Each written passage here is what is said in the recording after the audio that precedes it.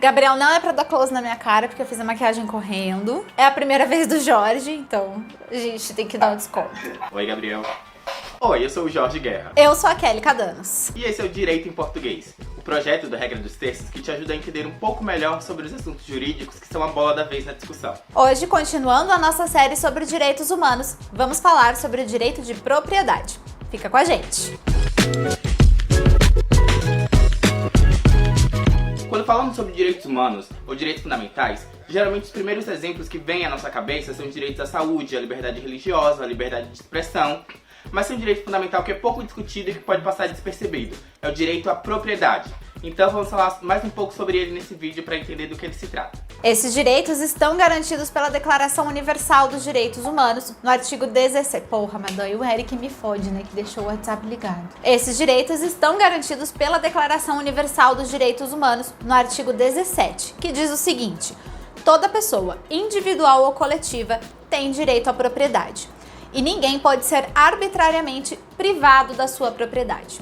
O direito de propriedade é descrito no inciso 22 do artigo 5º da Constituição Federal de 1988.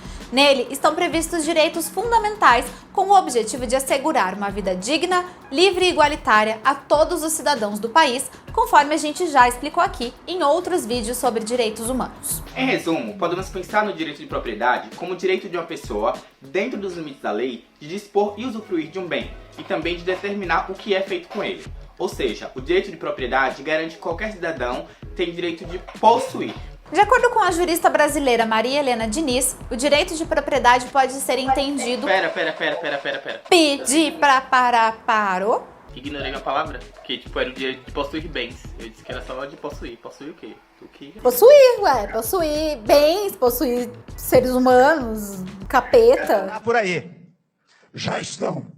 De acordo com a jurista brasileira Maria Helena Diniz, o direito de propriedade pode ser definido como, abre aspas, o direito que a pessoa física ou jurídica tem, dentro dos limites normativos, de usar, gozar e dispor de um bem corpóreo ou incorpóreo, bem como de reivindicá-lo de quem injustamente o detenha.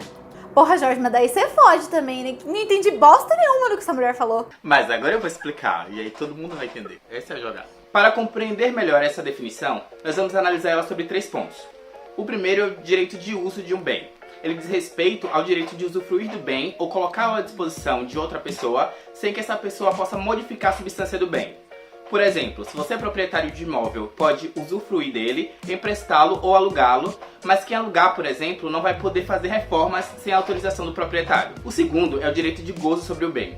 Ele significa ter direito sobre os frutos ou rendimentos que esse bem fornece. Por exemplo, ter direito sobre os frutos de uma laranjeira que nasce em sua propriedade, ou ter o direito sobre os rendimentos de um aluguel de imóvel que é seu. E por fim, o terceiro tópico é o direito de dispor.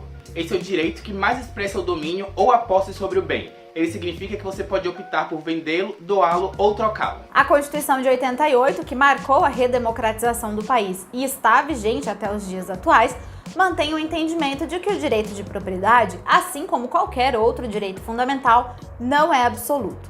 Atualmente, o direito de propriedade de terra é condicionado a uma função social que toda propriedade deve cumprir. Essa função social difere entre as propriedades de terra urbanas e rurais. Achei importante você dizer que a Constituição ainda está vigente, porque tem gente que esquece. Tem gente que já esqueceu disso há tempo, inclusive, né? Mas afinal, o que quer dizer a função social da propriedade? O artigo 5º da Constituição diz que a propriedade deve cumprir a função social, mas não descreve exatamente quais serão os critérios para que isso ocorra. Mas esses critérios aparecem em outros pontos da Constituição.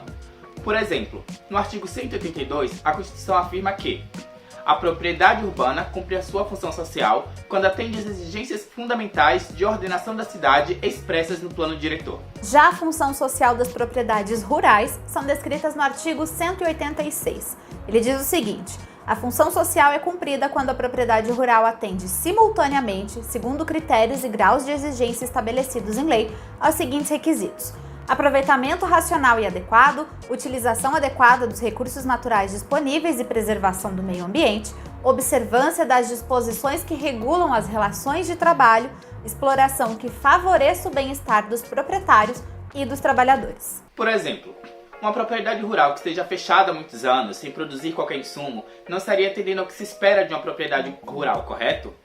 O mesmo é o que ocorre com a propriedade urbana, que seja fechada há muitos anos, deteriorando e sem pagar impostos, com dívidas altas. Ela não estaria cumprindo a função social de moradia que se espera de uma residência. A atenção à função social da propriedade serve justamente como um mecanismo para diminuir as desigualdades sociais em uma realidade em que algumas pessoas possuem muitas propriedades sem utilizá-las e muitas vezes devendo impostos ao Estado, enquanto outras pessoas não possuem onde morar, muito menos onde produzir alimentos para sua subsistência. Uma das maiores polêmicas da atualidade que envolve o direito à propriedade é justamente a atuação do Movimento de Trabalhadores Rurais Sem Terra, o MTST. Ele é um movimento formado por trabalhadores rurais que demandam um pedaço de terra para viver e trabalhar. Os conhecidos acampamentos do MST são ocupações de propriedade de terra que estão em situação irregular, ou seja, que não cumprem a sua função social. Esses acampamentos são realizados como uma forma de pressionar o poder público para desapropriar a propriedade que está irregular e distribuí-la a esses trabalhadores rurais. No entanto, existem casos em que o poder público considerou que as terras ocupadas pelo movimento estavam regulares, ou seja, que elas cumpriam a função social. Nesses casos, a Justiça determina uma reapropriação de terra, ou seja, reconhece e defende o direito do proprietário sobre aquela propriedade, conforme garantido pelo inciso 22 do artigo 5º. Quer saber mais sobre outros direitos humanos? Então é só se inscrever no canal e ativar as notificações. E se você ficou com alguma dúvida, deixa aqui nos comentários. Até semana que vem. Tchau!